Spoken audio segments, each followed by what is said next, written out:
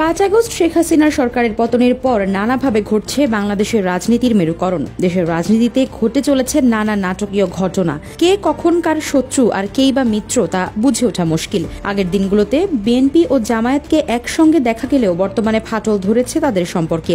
আবার শেখ হাসিনার আমলে জাতীয় পার্টি ছিল রাজনীতির উঠোনে তুরুপের তাস।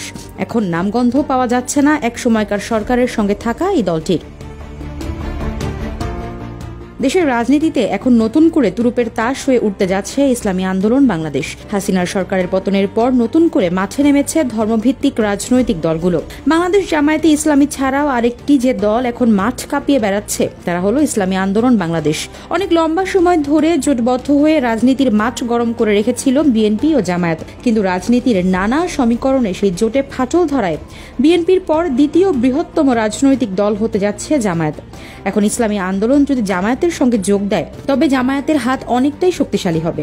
আবার যদি চরমোনাই পীরের দল বর্তমানে রাজপথের প্রধান বিরোধী দল বিএনপিতে যোগ দেয় তাহলে লাভবান হবে দুদলই। Double million offer Walton fridge কিনে পেতে পারেন 20 লক্ষ টাকা, রয়েছে কোটি কোটি টাকা নিশ্চিত উপহার। এখন বড় প্রশ্ন হচ্ছে কোন পথে হাঁটবেন চরমোনাই পীরের দল।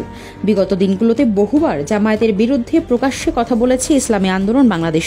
এমনকি 5 আগস্ট শেখ হাসিনার দেশত্যাগের পরেও তারা প্রকাশ্যে জামায়াতের সমালোচনা করেছে।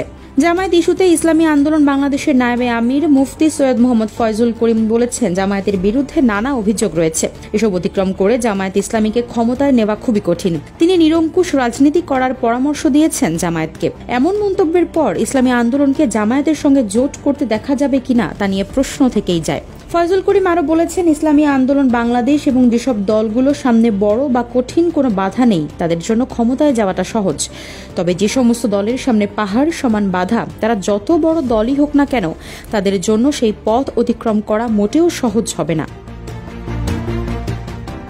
এখন দেখার বিষয় কোন দলে ভিড়ে চরমোনাই পীরের দল। তবে রাজনীতির মাঠে শেষ পর্যন্ত কি হয় তা তারা ছেড়ে দিচ্ছে সময়ের উপর।